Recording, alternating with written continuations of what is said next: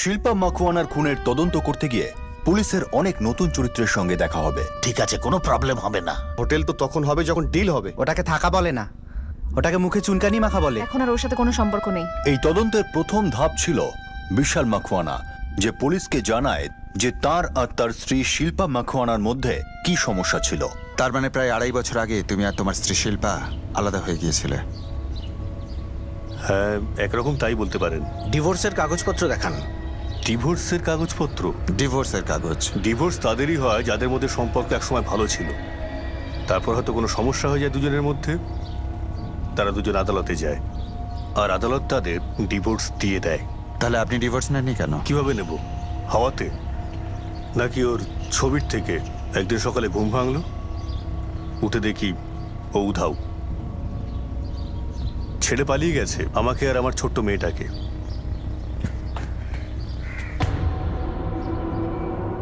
বাবা, কি হয়েছে? এই লোকগুলো কারা? মা, এনারা হলেন পুলিশের লোক। এনারা বলছেন যে তোর মা মারা গেছে। এইসব কথা যদি বাচ্চার সামনে না বলেন সেটাই ভালো হয়। যা মা, ভেতরে যা, খাবার গরম রয়েছে, খেয়ে নে। মার্ডার তো হয়েছে, তাও আমার নিজের স্ত্রীর। সাধারণ ব্যাপার, সন্দেহ আমাকেই করা হবে। আর তার উপরে ওই ডিভোর্স পেপারটাও তো নেই আমার কাছে, না? কিন্তু স্যার, একটা কথা খুব স্পষ্ট করে বলছি, এইসব খুনটুন করার সময় আমার কাছে নেই স্যার, আর না আমার ইচ্ছে আছে। এবার আমাকে এটা বলুন যে আপনার স্ত্রী আপনাকে আর আপনাদের মেয়ে শ্বেতাকে ছেড়ে কার সঙ্গে পালিয়েছিল? বিশাল মাখওয়ানা, এই কেসটার শিকড়টা কোথায়? যেখানে শিকড় থাকে, মাটিতে। একটা জমির অংশ আমাদের জীবনে সমস্যা ডেকে আনে। টোটাল 13 একর জমি ছিল আমার নামে। আচ্ছা, এই জমির এগ্রিকালচার আর নন এগ্রিকালচার কাগজ আছে আপনার কাছে? না ভাই না, ও সব আপনাদেরই দেখতে হবে, কারণ আমার কিছু করার প্ল্যান ছিল না এখানে, তাই আমি এসব ভাবিনি। হ্যাঁ, ঠিকই বলেছে, কোনো প্রবলেম নেই। আরে মায়াঙ্ক বাবু, হতে তো অনেক কিছুই পারে।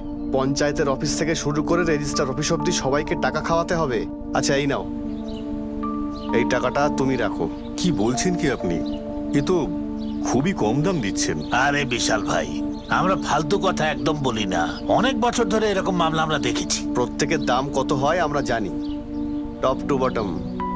আচ্ছা, একটা কথা বলবো, প্রত্যেক লোকই ঠিক বিক্রি হয়, শুধু তাদের কেনার কায়দা থাকা চাই। কি বলেন মায়াঙ্ক বাবু?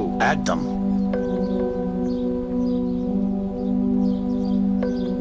হরিবাবু, হ্যাঁ, মায়াঙ্ক বাবু, দেখুন, আমি খুব সাধারণ মানুষ। আপনি তো জমি কিনবেন, তারপর হোটেল বানাবেন। আরে হোটেল তো তখন হবে যখন ডিল হবে। ডিলের কথাবার্তা 2-3 মাস ধরে চলে। সেই জন্য ময়াঙ্ক বাবু আর হরিবাবুর দুজনেরই আসা যাওয়া ছিল আমার বাড়িতে। তারপর হঠাৎই একদিন জানতে পারি যে ময়াঙ্ক বাবুর হার্ট অ্যাটাক হয়েছে, উনি মারা গেছেন। আপনি বোধহয় ভুলে গেছেন আমরা কি বিষয়ে কথা বলছি। আপনি এটা বলুন যে আপনার স্ত্রী শিল্পা মাখওয়ানা কার সঙ্গে পালিয়েছিল? মাঝখান থেকে এই জমির কথা এলো কেন? সেটাই তো বলছি স্যার, জমি তো বিক্রি হয়নি, কিন্তু ভাগ্য বিক্রি হয়ে যায়, তাও লোকসান করে।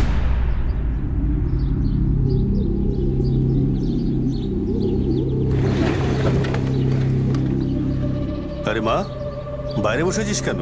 মা বলেছে। মা? কেন? মা হরি কাকার সাথে কিছু কথা বলছে।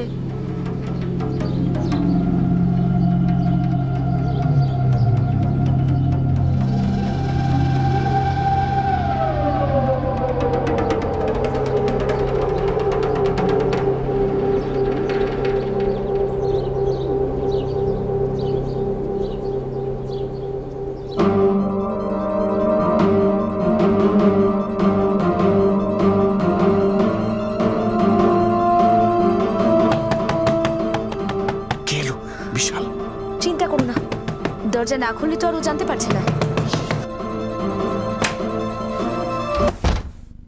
কি হয়েছে? তাড়াতাড়ি চলে এলে আজ। তাড়াতাড়ি এসেছি তাই তো ধরতে পেরেছি তোমাদের। হ্যাঁ, কি রে, কি ব্যাপার? হ্যাঁ, জমির দালালি করে লাভ হয়নি তাই আমার বইয়ের ওপর কুনজর দিয়েছিস? থামো তুমি। যা কিছু হয়েছে শুধুমাত্র ওর দোষে হয়নি, দুজনের ইচ্ছেতেই হয়েছে। আচ্ছা, কতদিন ধরে চলছে? হ্যাঁ, কতদিন ধরে চলছে? 8 মাস ধরে। 8 মাস? হ্যাঁ? কি রে? বিশাল বেরো, বেরো, বেরো এখান থেকে, বেরো। আমার বাড়িতে তো দূরের কথা, যদি এই চত্বরেও তোকে দেখতে পাই না তাহলে মুখ ভেঙে দেবো তোর। বেরো। শ্বেতা, বড়দের কথা শুনতে নেই, যা বলছি এখান থেকে, চলে যা এখান থেকে। তুই শেখাবি আমার মেয়েকে? তুই শেখাবি আমার মেয়েকে? তুই চল, চল, চল, চল, চল, চল। একজনের স্ত্রী তুই, একটা মা তুই। একজন মহিলাও আমি। আর হরি এটা জানে যে কি করে একটা মহিলাকে খুশি করতে হয়। আমি তো জানি না, না হ্যাঁ? আমি তো একটা ভদ্র মেয়ে দেখেই বিয়ে করেছিলাম। তোকে যদি এই বাড়িতে থাকতে হয় আমার মেয়ের সঙ্গে, তো তোকে আমার স্ত্রী হয়েই থাকতে হবে, সে তার মা হয়েই থাকতে হবে। আজকের পর থেকে তুই এই বাড়ির বাইরে পা রাখবি না, বুঝতে পেরেছিস? বুঝেছি, বুঝেছি, চিৎকার করো না, বুঝেছি। না বুঝলো না শোধরালো। আমি থাকা সত্ত্বেও ওর বেলেলেপনা চালিয়ে গেল। আমি বাড়ির বাইরে, হরি বাড়ির ভেতরে। একদিন আমি ডেকে পাঠালাম ওর বাবা মাকে। আরে তোর কি মাথা খারাপ হয়ে গেছে? আরে নির্লজ্জ, শ্বেতাটার কথা অন্তত ভাব। তোর ভাগ্যটা খুবই ভালো যে বিশাল তোর সঙ্গে খুব ভালো ব্যবহার করছে। যদি বিশালের জায়গায় অন্য কেউ হতো না, তাহলে এতক্ষণ তোর ওই হরিকে মেরেই ফেলতো। এমনকি তোকেও ছাড়তো না, তোদের দুজনকেই মেরে ফেলতো। আরে শিল্পা, তুই দিব্যি কর যে এগুলো তুই বন্ধ করে দিবি, আর ক্ষমা চা বিশাল কুমারের কাছে, আর এই বাজে কাজগুলো তুই বন্ধ করে দে। কৃষ্ণ বাবা, কোনো লাভ নেই, ও ক্ষমা চাইবে না। কি বলে জানেন? বলে ওর শরীরের আগুন নাকি নেভে না। আরে এখানে যদি কেউ এগুলো জানতে পারে না, তাহলে আমাদের মান সম্মান সব নষ্ট হয়ে যাবে। তুই এখনই দিব্যি করে বল, তুই সেটার মাথায় হাত রেখে এখনই দিব্যি করে বল যে তুই হরির সাথে আর কোনোদিন দেখা করবি না। হরিকে আমি পছন্দ করি, ও আমার জীবনে থাকবে আর আমাদের মধ্যে প্রেমটাও চলতে থাকবে। বিশালের জন্য না তো আমার মনে কোনো জায়গা আছে, আর না আমার ঘরের মধ্যে। শিল্পা, হাতটা সামলে, হ্যাঁ, নিজের দিকে নজর দাও। আমার ব্যাপারে নাক গলানোর একদম প্রয়োজন নেই। আরে আমার মেয়েটাকে কেউ কিছু খাইয়ে টুকটাক করেনি তো? আরে ও মা, কেন নাটক করছো তোমরা এখানে? আর বিশাল, খুব ভালো করেছো যে সবাইকে এখানে ডেকে এনেছো। আজ সবার সামনে বলেই দিচ্ছি, যদি এখনো না বোঝো কান খুলে শুনে নাও। আমি তার সঙ্গেই যাব যার সঙ্গে যেতে মন চাইবে। আমার উপর কোনো জোর জবরদস্তি চলবে না। আর হ্যাঁ বিশাল, আজ থেকে শ্বেতা শুধু তোমার, শুধু তোমারই দায়িত্ব। আমি হরির সঙ্গে নতুন করে জীবনটা শুরু করতে চাই। 17 ফেব্রুয়ারি 2014 দুপুরবেলা ও জিনিসপত্র গুছিয়ে আমাদের জীবন ছেড়ে চলে যায়। আর আজ আপনারা খবর নিয়ে আসেন। যেদিন থেকে শিল্পা মাকওয়ানা আপনার বাড়ি ছেড়ে চলে যায়, তারপর থেকে কখনো দেখা হয়নি বা ফোনে কথা হয়নি? একদম না। শিল্পার ফোন নাম্বার আছে? আগে হ্যাঁ, পুরনো একটা আছে, আপনারা চেক করে নিন। শিল্পার কি মা বাবার সাথে কথা হতো? আমি ঠিক বলতে পারবো না, আপনারা জিজ্ঞেস করে নিন না। অ্যাড্রেস দিন ওনার। এখান থেকে আধ ঘন্টা যাওয়ার পর আপনারা একটা গ্রাম পাবেন, সেখানে গিয়ে কাউকে জিজ্ঞেস করে নেবেন যে লক্ষণ বনমালী কোথায় থাকে, বলে দেবে। হরি রাঠোরের নম্বর আছে? আগে না, অ্যাড্রেসও নেই, নাম্বারও নেই। তবে হ্যাঁ, ও ময়াঙ্ক সেটের সঙ্গে এসেছিল, আর ময়াঙ্ক সেট তো মারা গেছে। মায়াংশের পরিবারের এমন কেউ আছে যে হরি রাঠোরকে চেনে, অ্যাটলিস্ট জানে? জানি না। মায়াংশের কোনো ফোন নাম্বার বা অ্যাড্রেস? ঠিকানাটা লিখে নিন। খুঁজে বার করতে হবে এই মায়াঙ্কের ফ্যামিলিকে। হতে পারে ওরা হরির ব্যাপারে অনেক কিছু জানে। স্যার, এই হরি এখন আমাদের চিফ সাসপেক্ট হতে পারে। ওর হাজবেন্ড বিশালকেও রুল আউট করা যাবে না। প্রতিহিংসার বশে কিছু। বউ ছেড়ে দিয়েছে স্যার, পুরুষের অহংকার আটে ঘা লেগেছে, তাই প্রতিশোধ নেওয়ার জন্য হয়তো এটা করেছে।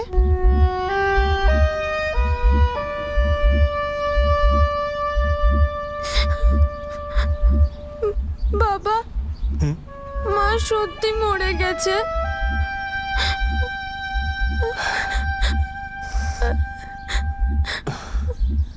তাই তো সবাই বলছে। বাবা, আমি একটা কথা বলবো? বল। আমার মায়ের কথা খুব মনে পড়ছে। জানি বা আমি। বাবা, আমি নিউজ পেপারে মার ফটো দেখেছিলাম।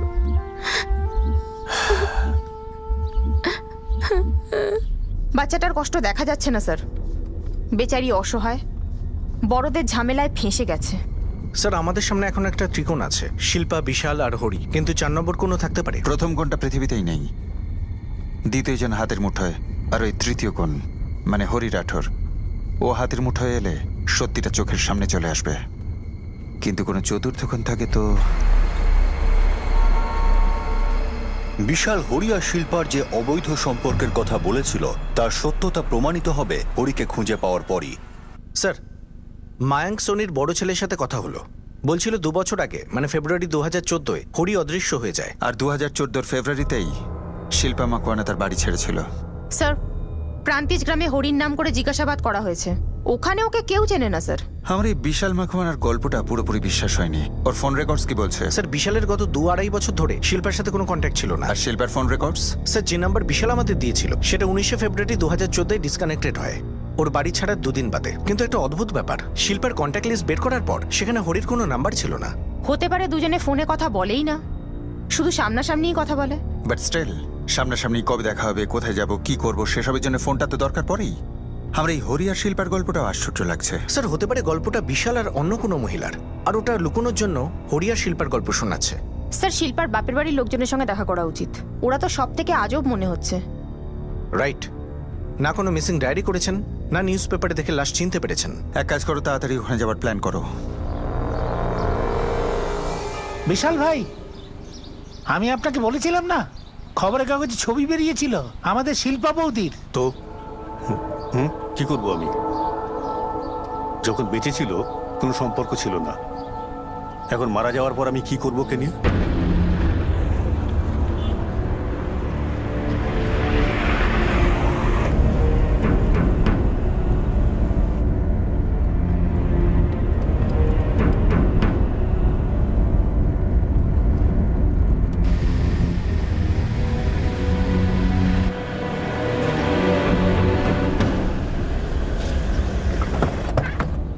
স্যার, এদিকে। কার সঙ্গে দরকার? আমরা ক্রাইম ব্রাঞ্চ থেকে বনমালীর সাথে দেখা করব। বনমালী তো বাড়ি ছেড়ে চলে গেছে। কবে? মোটামুটি 1 বছর হয়ে গেছে। ওরা কোথায় গেছে আপনি কিছু জানেন? ওই খের ব্রহ্মা না কোথায় যেন যাবে বলেছিল। খের ব্রহ্মায় যেখানে ওরা গেছেন সেখানকার অ্যাড্রেস পাওয়া যাবে? না, সেটা ঠিক জানি না। খের ব্রহ্মা? হ্যাঁ, খের ব্রহ্মা।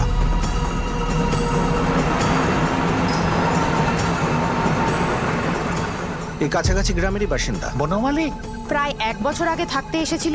হ্যাঁ স্যার, সোজা চলে যান আপনি, বাদিক দিয়ে 3 নম্বর গলিতে শেষ বাড়িটা।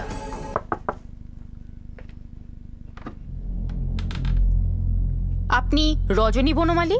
হ্যাঁ, আপনারা? Crime branch. শিল্পা মাখওয়ানা আপনার মেয়ে? আবার নতুন কি করে বসলো মেয়েটা? আপনারা পেপার পড়েন না? হ্যাঁ, এখানে আসে, কেউ খুব একটা পড়ে না। আমাদের তো শিল্পার সাথে। হ্যাঁ, বিশাল বাবুর সঙ্গে কথা বলেছি আমরা। এই হরি রাঠোরের ব্যাপারটা কি সত্যি? শিল্পা কি আপনাদের উপস্থিতিতেই বাড়ি ছেড়েছিল 17 ফেব্রুয়ারি 2014?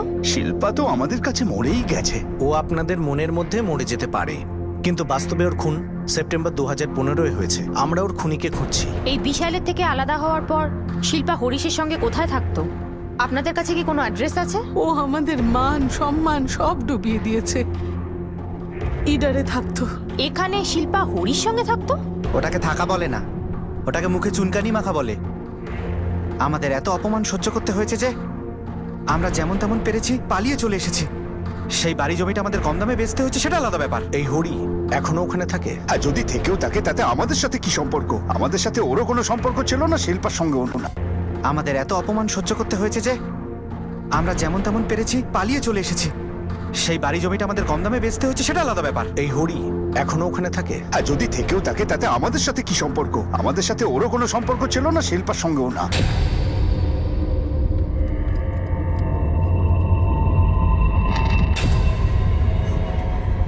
হরি রাঠোরের খোঁজ পুলিশকে আবার ইডরে নিয়ে এলো, আর তারা সোজা রবি রাঠোরের বাড়িতে গিয়ে পৌঁছলো। আর এখন পুলিশ আর এই কেস দুটোই একটা জোরালো ধাক্কা খাবে।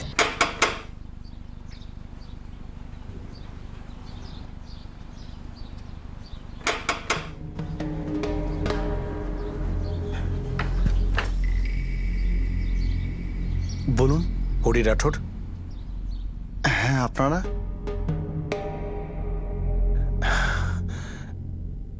হ্যাঁ, তো আমার সঙ্গে শেষ দেখা হয়েছিল সেপ্টেম্বর 2015। না, তোমার অভিনয় কাজে আসছে না হরি। তোমার সাথেই পালিয়েছিল 17 ফেব্রুয়ারি 2014। হ্যাঁ, একদমই। 17 ফেব্রুয়ারি 2014-তে শিল্পা আমার কাছেই চলে আসে, আর 15 মার্চ 2014-তে আমরা এখানেই চলে আসি আর স্বামী স্ত্রীর মতো থাকা শুরু করি। জানি আমরা। আর হয়তো এটা আপনি জানেন না স্যার, 14 এপ্রিল 2015-তে আমাকে আর এই বাড়ি ছেড়েও চলে যায়। আর আজকে হঠাৎ এই খবর আমি পেলাম। ওখানে বিশাল একটা গল্প বানালো, এখানে তুমি আর একটা গল্প বানালে, কিন্তু দুটো গল্পেরই কমন ভিলেন শিল্পা মাকওয়ানি, যে দুজনকে ছেড়ে পালিয়ে গেছে। স্যার, আমরা দুজন গল্প বলছি না। শিল্পা সত্যি আমার জন্য বিশালকে ছেড়েছিল, কিন্তু কার জন্য ও আমাকে ছেড়েছিল সেটা জানি না। তুমি শিল্পাকে মেরেছো? আপনি এসব কি বলছেন স্যার? আমি মারা তো দূরের কথা, 14 এপ্রিল 2015 পর আমি ওকে দেখিনি।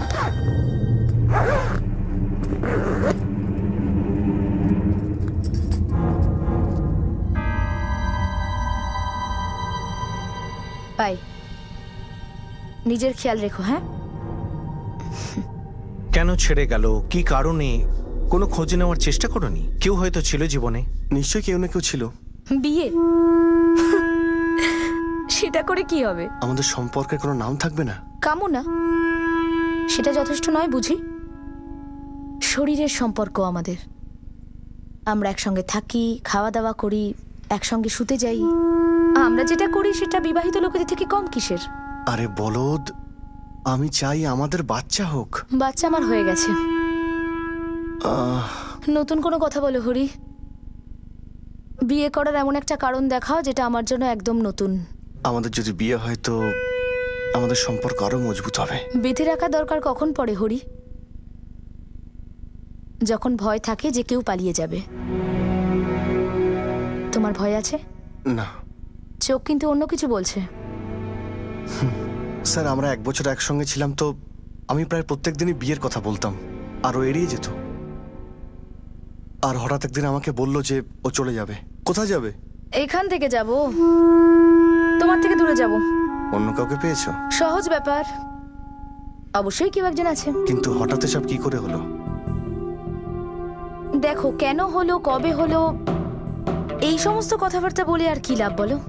বিশাল চলে গেল, তুমি এলে, আর পোষাচ্ছে না, তাই অন্য কেউ এসে গেছে। আমি কাল সকালে এখান থেকে চলে যাব। শিল্পা,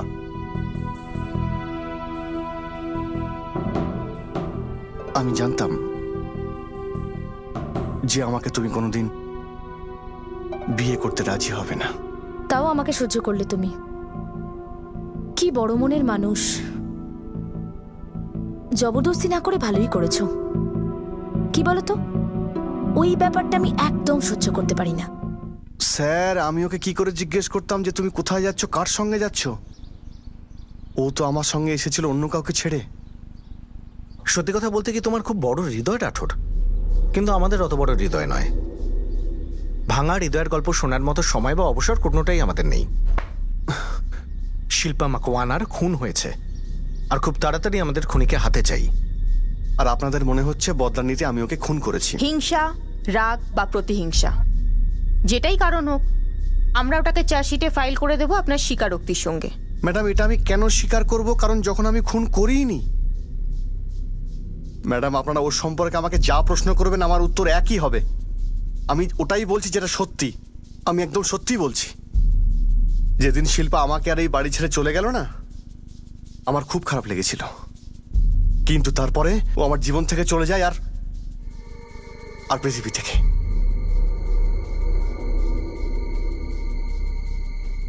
17 ফেব্রুয়ারি 2014 দুপুরবেলা ও জিনিসপত্র গুছিয়ে আমার জীবন থেকে চলে যায়।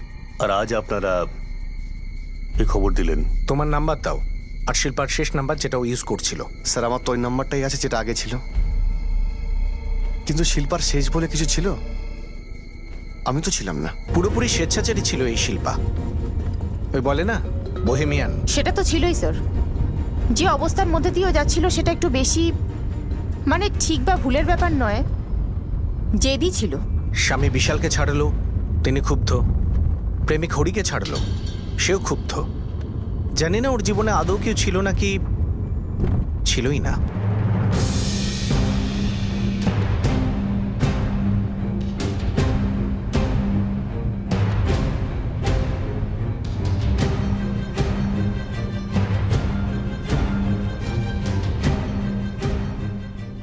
শিল্পা মাখোয়ানার খুনের তদন্ত পুলিশকে তার স্বামী বিশাল মাখোয়ানার থেকে তার মা বাবার কাছেও নিয়ে গেল, আর তারপর তার প্রেমিক হরি রাঠোরের কাছেও। শেষ পর্যন্ত পুলিশের হাতে শিল্পার লেটেস্ট ফোন নম্বরও চলে এসেছিল।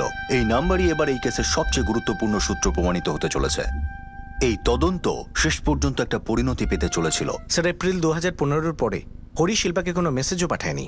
আর স্যার শিল্পার নতুন নম্বর 12 সেপ্টেম্বর 2015-র পর আর ইউজই হয়নি, মানে যেদিন ও খুন হয়েছিল।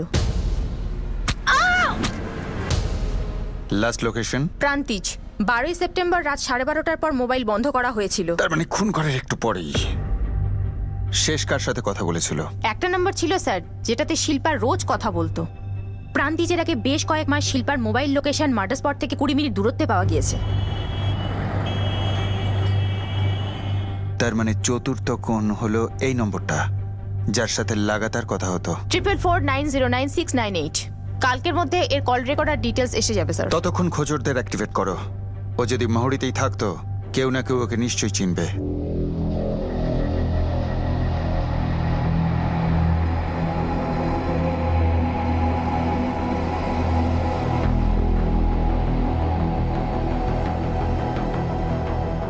দেখেছি বলে তো মনে হচ্ছে। আমাদের এই মৌরিতে? হ্যাঁ, কিন্তু মনে করতে পারছি না কবে, কোথায়, কার সঙ্গে। যখনই আপনার মনে পড়বে তখনই এই নাম্বারটাতে ফোন করে দেবেন, ঠিক আছে?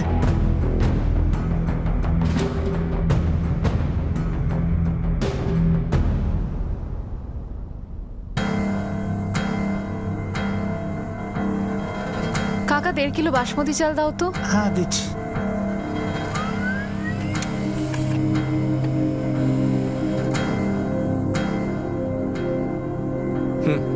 ঠিক আছে।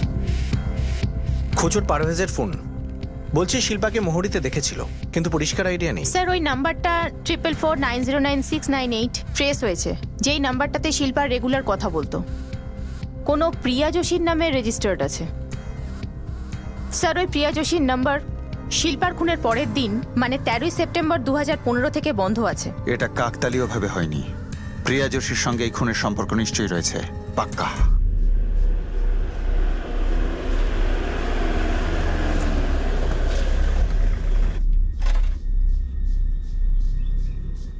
স্যার ফোন রেকর্ডের হিসাবে তো প্রিয়া যোশীর বাড়ি এটাই হওয়া উচিত। স্যার ওদিকে জিজ্ঞাসা করা যাক। এখানে প্রিয়া যোশী নামে কেউ থাকে না। আপনি এই মহিলাকে এখানে দেখেছেন? একে তো এখানে দেখেছি, কিন্তু নাম টাম কিছু জানি না। উনি এপারে একাই থাকতেন? রমেশ নামের একটা লোক ছিল, তার সাথেই থাকতো। ওরা কারুর সঙ্গে খুব একটা কথাটা তো বলতো না, নিজেদের মতোই থাকতো। ওনার এখানে নিজের বাড়ি ছিল? একটা ভাড়ার ঘর নিয়ে থাকতো, কিন্তু অনেকদিন ধরে এদেরকে দেখিনি। আর হ্যাঁ, আর কার কথা জিজ্ঞেস করছিলেন? কোনো মেয়ের কথা? প্রিয়া যোশী। হ্যাঁ, আমাদের পাড়াটা যেখানে শেষ হচ্ছে না, ওখান থেকে ভাড়খড় গাঁও শুরু। ওখানে সব থেকে প্রথম বাড়িটাই যোশী পরিবারের। স্যার ত্রিকোণের চতুর্থ কোণ। শুধু এটুকু জানা গেছে ঝালা নামে কেউ আছে, পুরো নামও জানি না। কে ছিল, কি ছিল, কিছু জানা গেল না।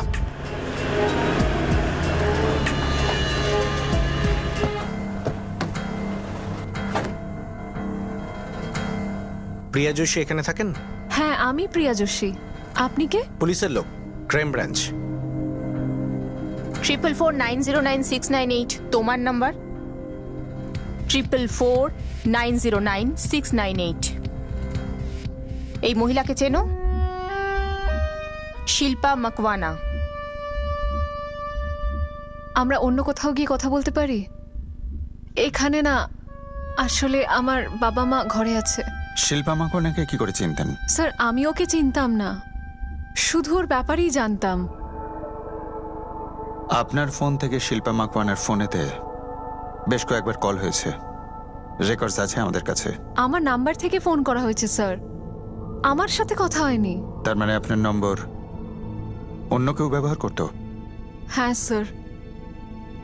আপনার নম্বর কে ব্যবহার করতো? কেন করতো? রমেশ ঝালা। রমেশ ঝালা? নামটা যেন শোনা শোনা লাগছে। স্যার হিস্ট্রি শিটার। আপনি ওকে জিজ্ঞাসাবাদ করেছিলেন। চুরি চামারির কাজ আমি ছেড়ে দিয়েছি স্যার। মায়ের দিব্যি 2 বছর হয়ে গেছে, কারোর পকেটের দিকে তাকাইও নি। স্যার,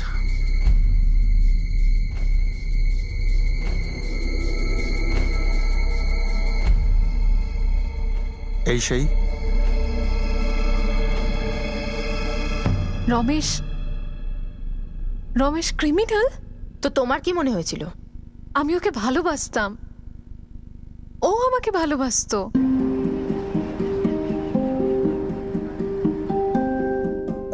আমরা বিয়ে করতে চেয়েছিলাম। আমি তোমায় ভালোবাসি রমেশ, আমি তোমার সাথে সংসার করতে চাই। প্রিয়া, তুই মুখের কথাটা কেড়ে নিলি। রমেশ শোনো না, তোমার বাবা মা আমার বাবা মায়ের সাথে বিয়ের কথা বলতে আসবে তো? আমার মা বাবার সাথে অনেক বছর আগেই কথা বলা বন্ধ হয়ে গেছে। কেন?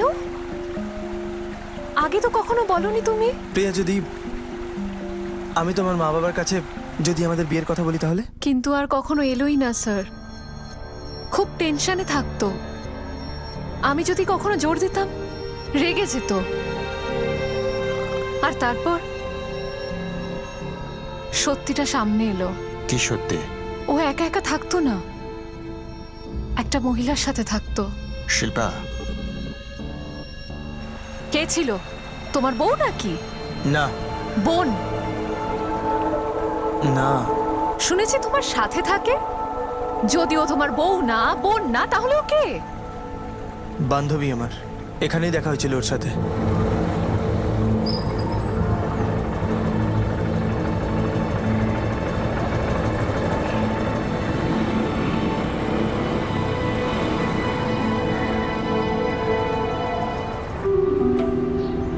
কোথাও যাবে নাকি?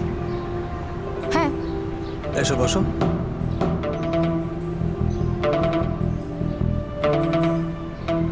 একটা লিফটের পরিবর্তে ও নিজের বরকে ছেড়ে দিল, তোমার বাড়িতে এসে তোমার সাথে থাকতে শুরু করলো। রমেশ, তুমি কি মনে করো তোমার এই আজে বাজে বানানো গল্পগুলো আমি বিশ্বাস করব? গল্প না, এটা সত্যি। আর সত্যি এটাও যে আমাদের শারীরিক সম্পর্ক আছে। মানে তুমি ওর সাথে শুয়েছো? শুধু শুয়েছি ওর সঙ্গে, এছাড়া আর কোনো সম্পর্ক নেই ওর সঙ্গে। ওর স্বামীর কাছে আর ভাল লাগছিল না, তাই অন্য কিছু চাইছিল, যেটা আমি ওকে দিচ্ছিলাম। আর কিছুদিনের মধ্যে আমিও একে হয়ে যাবো, চলে যাবে। এছাড়া আর কিচ্ছু নেই আমাদের মধ্যে। ছি, ঘৃণা হচ্ছে তোমার ওপর। প্রিয়া, এরকম বলো না। আমি সত্যি মন থেকে কাউকে ভালোবেসে থাকি তো সেটা তোমাকে।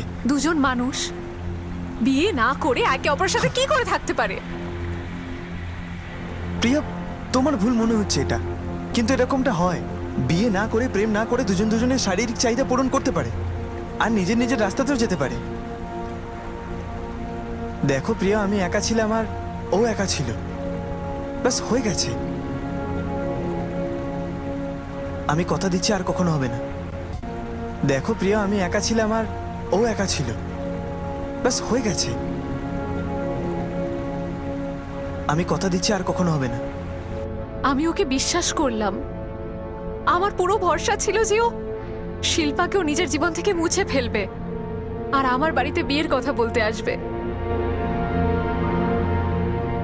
কিন্তু ও কখনো এলো না স্যার। তোমরা শেষবার কবে কথা বলেছো? এখন তো আর মনে নেই স্যার, 1 বছর হয়ে গেছে। কিন্তু হ্যাঁ স্যার, একবারও আমার ফোন রিসিভ করেছিল। কি ব্যাপার রমেশ, তুমি কি আমাকে আদেও বিয়ে করতে চাও, হ্যাঁ কি না? প্রিয়া, আমার মাথা গরম আছে।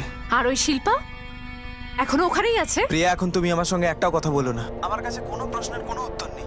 যখন আমার মুড ঠিক হবে তখন ফোন করব তোমায়। তারপর তো আমাদের দুজনের আর কথাই হয়নি। 1 বছর হয়ে গেল। রমেশের কাছে তোমার নামে সিম কি করে এলো? ও আমাকে দিয়ে একটা সিম কিনিয়েছিল আমারই নাম দিয়ে, যেটা ও ব্যবহার করত। হতে পারে শিল্পার সাথে কথা বলতে, আর নয়তো এখন তো মনে হচ্ছে কোনো ক্রিমিনাল কাজের জন্যই নিয়েছিল। স্যার, আমার না একটা রিকোয়েস্ট আছে আপনার কাছে। বলো। আমাদের অ্যাফেয়ারের ব্যাপারে কাউকে কিছু বলিনি, আর সামনের মাসে আমার বিয়ে হবে। এই রমেশকে এখন কোথায় পাওয়া যাবে? স্যার আমি জানি না, 1 বছর হয়ে গেল ওর সাথে কোনো কন্ট্যাক্টই নেই। যাক, এটা তো জানা গেল শিল্পা হরিকে ছেড়েছিল এই রমেশের জন্য, হিস্ট্রি শিটার। যেটা কিনা শিল্পা একেবারেই জানতো না। আর এই কেসের সঙ্গে জড়িয়ে আরো একটা প্রেম কাহিনী। আর সব প্রেম কাহিনীর একজনই নায়িকা, শিল্পা মাকওয়ানা। বিশালের থেকে হরি আর হরির থেকে রমেশ ঝালা, যে হিস্ট্রি শিটার। আর তারপর শিল্পা মাকওয়ানা খুন হয়। এই খুনটা কি প্ল্যান্ট খুন? স্যার আপনার কি মনে হয় শিল্পাকে হরির থেকে আলাদা করার জন্য ওর স্বামী বিশাল মাকওয়ানা রমেশ ঝালাকে সুপারি দিয়েছিল? হতেও পারে। প্রথমে ওকে ভালোবাসায় ভাসানোর সুপারি, তারপর ওকে পৃথিবী থেকে সরিয়ে দেবার সুপারি। স্যার এই রমেশ ঝালাকে খুঁজে বের করছি, বেশি মুশকিল হবে না। এবার এই কেসটা ক্লোজ করার সময় এসে গেছে। শিল্পার প্রথম মৃত্যুবার্ষিকীর আগেই তার খুনিকে আমাদের ধরতেই হবে।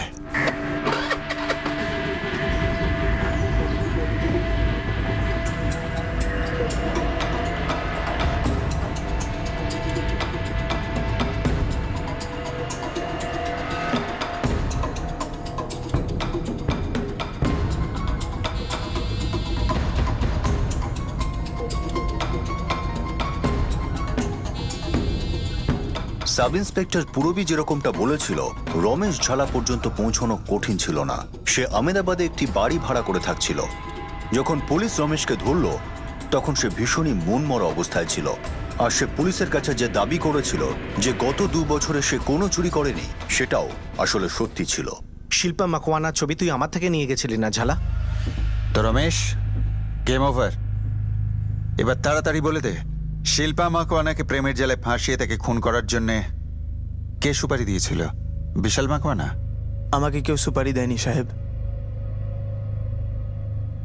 ভাগ্যটাই সুপারি নিয়েছিল। আমি সব খারাপ কাজ ছেড়ে দিয়েছিলাম আর সৎ পথে রোজগার করছিলাম, কিন্তু না, ভাগ্য আমাকে আবার অপরাধ করালো যে যাও বরবাদ করো রমেশ ঝালাকে। কোথাও যাবে নাকি? হ্যাঁ।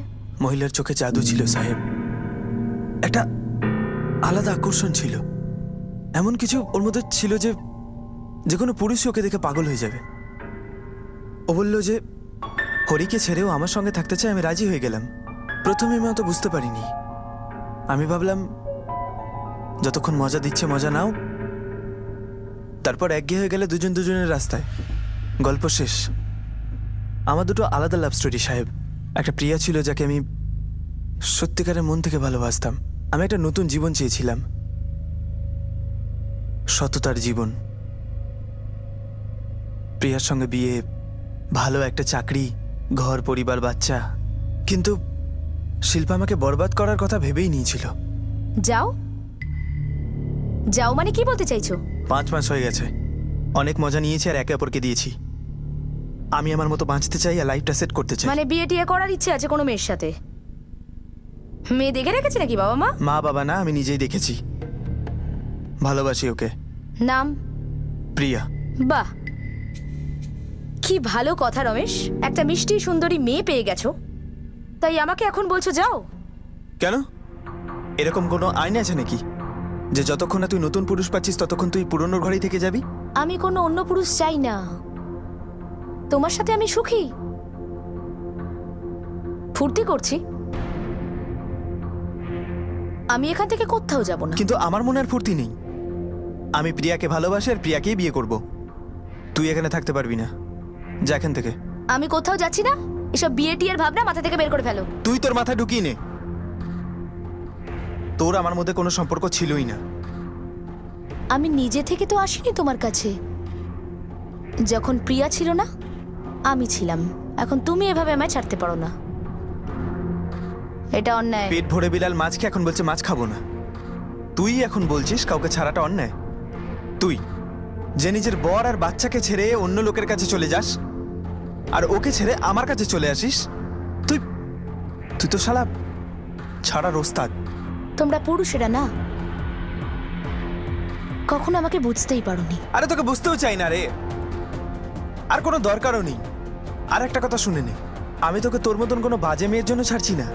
একটা ভদ্র মেয়েকে বিয়ে করতে যাচ্ছি সারা জীবনের জন্য, আর তোর জন্য না এই ঘরে কোনো জায়গা আছে না আমার মনে।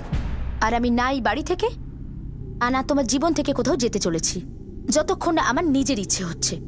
আমাকে কেউ ছাড়তে পারে না। ছেড়ে দিলাম আমি, নিজের জামা কাপড় গোছা আর বেরো এখান থেকে। যদি এটা না করি তো কি করবে? যা ইচ্ছে তাই কর, কিন্তু বেরো এখান থেকে। রমেশ, জিজ্ঞেস তো তোমাকেই করতে হবে না? তুমি তো আমায় নিয়ে যাবে প্রিয়ার বাড়িতে, আমরা দুজন যাব, ওকে ওর হবু বরের গুণকীর্তন শোনাবো, যে কোনো মেয়ের সঙ্গে শুতে পারে, এর আগে জেলে গেছে, আর অপরাধীও। প্রিয়া খুব ভালো মেয়ে না? তারপর দেখবো আমি কি করে প্রিয়া। শিল্পার পুরুষ বদলানোর অভ্যেস ছিল, আর আমি আমার জীবন বদলাতে চাইছিলাম, আর ও আমাকে ব্ল্যাকমেল করছিল। সেই জন্য তুই ওকে খুন করার প্ল্যান করলি? আমি ওকে মারার কোনো প্ল্যান বানাইনি, ব্যাস আমি ওকে আমার জীবনে আর রাখতে চাইনি। এর জন্য তুই কি চেষ্টা করেছিলি? সবার আগে আমি ওকে বিশ্বাস দিয়েছিলাম যে আমি প্রিয়াকে ছেড়ে ওর সাথে একসাথে থাকতে চাই, আরো বিশ্বাস করে ফেললো। তারপর আমি ওকে সত্যিকারের প্রেমিকের মতন ঘুরতে নিয়ে গেলাম। সারা দিন আমি ওকে নিয়ে ঘুরেছিলাম, আলাদা আলাদা জায়গায় নিয়ে যাই। তারপর ওকে আমি একটা শেষ জায়গায় নিয়ে যাই, প্রান্তিজের ওখানে। আমি ওকে মারতে চাইনি সাহেব, এই জন্য আমি ওকে শেষবারের মতন জিজ্ঞেস করলাম, ও কি আমাকে আমার মতন বাঁচতে দেবে?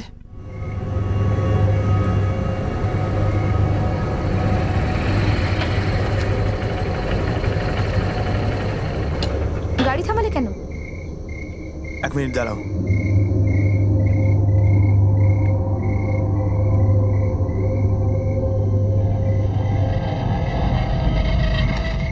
শিল্পা, আমি প্রিয়াকে ছেড়ে থাকতে পারবো না।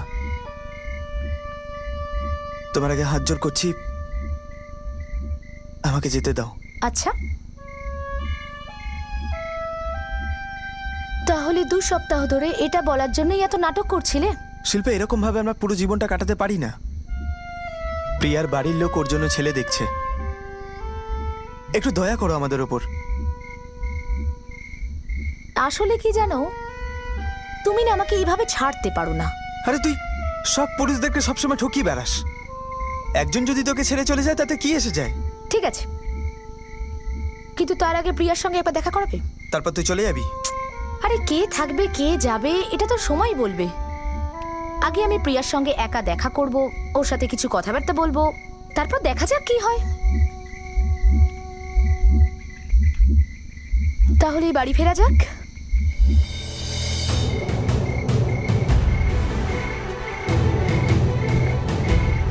না তুই কখনো প্রিয়ার সঙ্গে দেখা করবি, আর না আমার সঙ্গে বাড়ি ফিরবি।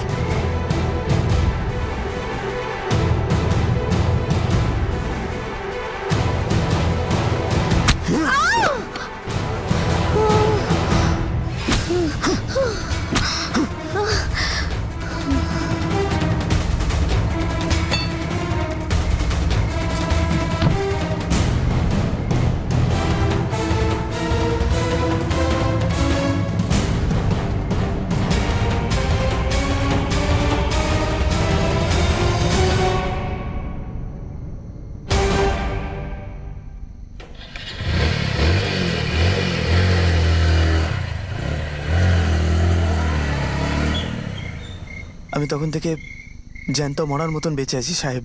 কখনো সাহস করে উঠতে পারিনি যে প্রিয়ার সঙ্গে কথা বলবো। আমি অপরাধ ছেড়ে দিয়েছিলাম, কিন্তু এই মহিলাটা আবার দুনিয়ার সব থেকে বড় অপরাধ করতে আমাকে বাধ্য করেছিল। আমার কখনো মনে হয়নি যে মার্ডার করে মনে এত কষ্ট পেতে হবে। রমেশ শালা, যদি এই বিষয়টা নিয়ে সত্যিই তুমি মনে মনে কষ্ট পেয়ে থাকো, তাহলে এই কেসটা সলভ হতে 1 বছর নয় 1 দিন লাগতো। আমরা যদি তোমার কাছে না পৌঁছতাম, আজ তুমি এখানে থাকতে না। স্টেটমেন্ট নিয়ে চার্জশিট ফাইল করো। স্যার। স্যার, এখন কেসটা ক্লোজ হয়ে গেছে, তো আমি পুলিশ স্টেশনে ফেরত যেতে পারি? Sure. Thank you very much. Thank you sir. ঠিক আছে।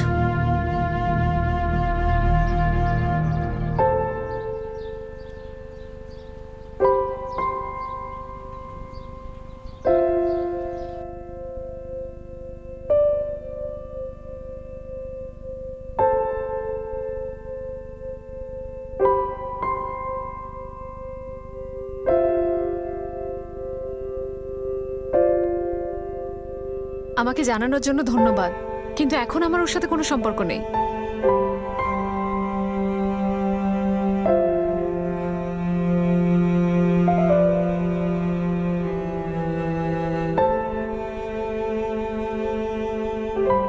মানুষের ফিলিংস, ইমোশনস আসলে তাদের মনের স্বার্থে রায় না। আর এই আবেগ মানুষকে শুধু তার নিজের খুশি, নিজের দুঃখ, নিজের লাভ আর নিজের ক্ষতির প্রতি যত্নশীল হতে শেখায়। কখনো কখনো তো মানুষের এটা মনেও আসে না যে অন্যের ফিলিংসও বোঝা প্রয়োজন। আমরা শিল্পার জীবনযাপন আর তার চয়েসের বিষয়ে কোনো রকম মন্তব্য করতে চাই না, কিন্তু এতে কোনো দ্বিমত নেই যে নিজের স্বার্থের জন্য অন্য কারো জীবনকে শেষ করে দেওয়া অন্যায়, আর বিশেষ করে তখন যখন এই ধরনের মানুষটি নিজেই একজন স্বাধীন চেতা। এতেও দ্বিমত নেই যে রমেশ ঝালা নিজের মনের ক্ষোভ মেটানোর জন্য খুনের পথকেই বেছে নিয়েছিল, যেটা অপরাধের মধ্যে সবচেয়ে বড় অপরাধ। আর এটাও সত্যি কথা যে যদি পুলিশ রমেশকে ধরতে না পারত, তাহলেও তার অনুতাপ, তার গিল্ট তাকে সারা জীবন সাজা দিত।